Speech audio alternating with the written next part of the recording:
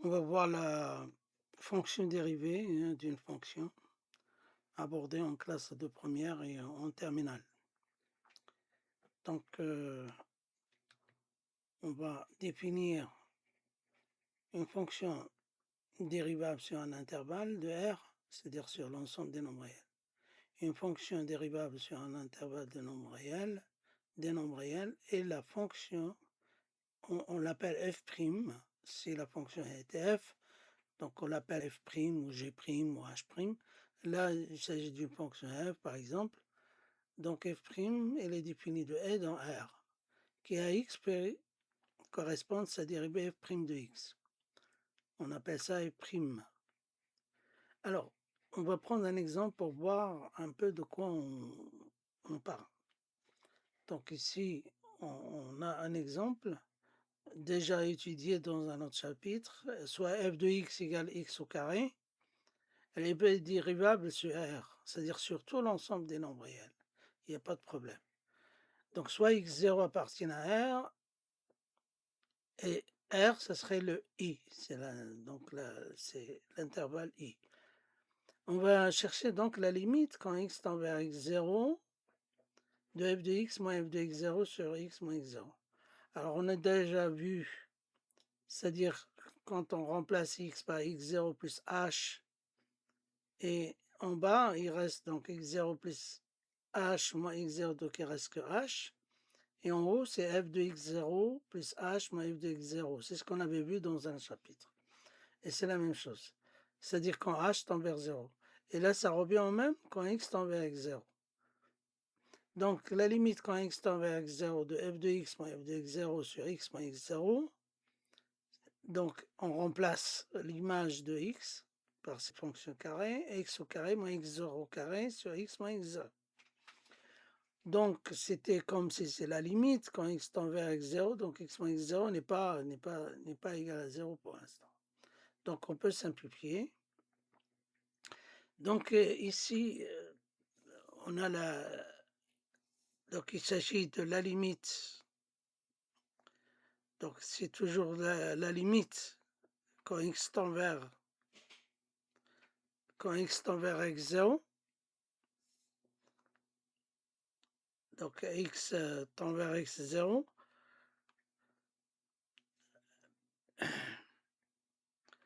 Donc, c'est toujours la limite. Donc, c'est la limite aussi, hein, j'ai oublié. La limite quand x tend vers x0. Donc, on simplifie et on trouve la limite de x plus x0. Comme c'est une identité remarquable, donc x moins x0, x plus x0, il reste x plus x0. Quand x tend vers x0, donc on retrouve 2x0. Or, comme quel que soit x, cette fonction est dérivable, donc quel que soit x, sa dérivée, ça serait 2x. Donc la dérivée de x au carré de la fonction x au carré, ce n'est que 2x. Donc voilà. Donc ici, on va voir si on remplace par exemple par x0 égale 1, ben, la dérivée en 1 est égale à 2 fois 1, qui est égal à 2. C'est la dérivée en x0 égale 1. Or, la 2, ça représente la pente de la tangente, c'est-à-dire de la droite qui passe par M0 d'abscisse X0. Donc ici, c'est la tangente. On va voir l'équation de la tangente après. Alors après, donc ici, on continue. Alors certaines fonctions usuelles, on a certaines fonctions usuelles à savoir, parce que quand on veut dériver, hein, il faut qu'on ne va pas chercher à chaque fois la limite. Donc il faut les connaître. Certaines fonctions, elles sont déjà prêtes, donc à prendre par cœur. Comme par exemple la fonction constante, la fonction, sa dérivée, c'est 0. Quelle que soit la constante, sa dérivée, c'est 0. f' de x égale 0. X au carré, ben, on avait vu, c'est 2x. X3, on peut montrer c'est 3x au carré, c'est déjà vu dans un exemple que j'avais traité. Et x puissance m, avec un m un entier relatif, ben c'est m, x puissance m moins 1, donc quel que soit m, appartient à z, donc à l'ensemble des entiers relatifs. La fonction g de x égale 1 sur x, elle est définie sur r moins 0, parce qu'on ne peut pas diviser par 0, mais elle est dérivable sur r moins 0, donc sur l'ensemble des nombres réels sauf 0. La fonction h de x égale racine de x. Ça, vous le savez, racine de x est définie pour les nombres x positifs. Mais la dérivée, la fonction dérivée, cette fonction est dérivable dans l'ensemble des nombres strictement positifs. C'est-à-dire, on va enlever 0 aussi. Donc voilà pour ces deux fonctions pour ces fonctions à apprendre par cœur parce qu'ils sont utiles. Alors, on va passer maintenant à des propriétés. Si f égale u plus b, c'est-à-dire la somme de deux fonctions, la dérivée, on montre bien, ce sont des propriétés qu'on montre facilement. La somme, la dérivée de la somme, c'est la somme des dérivées. Quand on a un produit de deux fonctions, ben on a une formule f', donc u' v plus v' u, c'est-à-dire on dérive u fois v plus la dérivée de v fois u. Si f est de la forme u sur v avec v différent de 0 dans l'ensemble où la fonction f est dérivable, dans ce cas, on a la formule, c'est cette formule-là, u', donc à savoir u' v moins v' u sur v au carré. On va voir des exemples pour bien comprendre cette affaire. Alors maintenant, on va passer à quelques exemples de dérivées. Par exemple, si vous avez, alors les applications, si vous avez f de x égale 4, f' de x égale 0, quelle que soit la constante, on avait vu, c'est 0. On peut le montrer avec les accroissements. Alors, f de x égale x5, ben c'est 5x puissance 4. Là, on a appliqué la formule mx puissance m moins 1. F de x égale 3 fois xg. Alors, je suis passé sur quelque chose qui est important. Lorsqu'on a une fonction multipliée par une constante, c, ben la dérivée de f, on laisse la constante et on dérive seulement g. Donc, f' égale c fois g'. Ben, c'est pareil ici.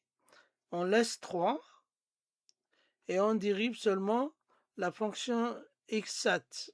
Donc, celle-là. x7, c'est 7x puissance 6. Après, on multiplie 3 fois 7, 21, x6. Donc, on a appliqué la propriété de 3. Alors maintenant, on va voir une fonction sous forme de polynôme de degré 3, par exemple. On peut avoir des degrés 4, et c'est la même chose.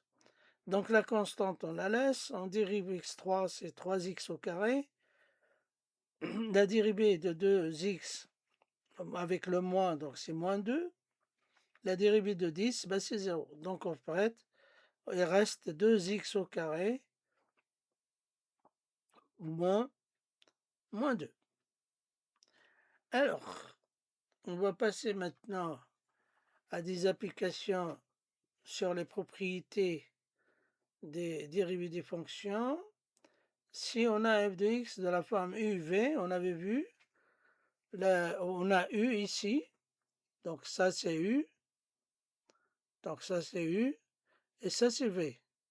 Donc on va appliquer la formule f' de x égale u' de x, v de x plus v' de x, u de x. Sachant que u de x égale 2x au carré plus 1, sa dérivée, ça c'est 4x. V de x, c'est 5x3 moins 4. Donc sa dérivée, bon, on laisse 5. La dérivée de x3, c'est 3x au carré plus 0. Après, on remplace. Là, c'est la dérivée de u.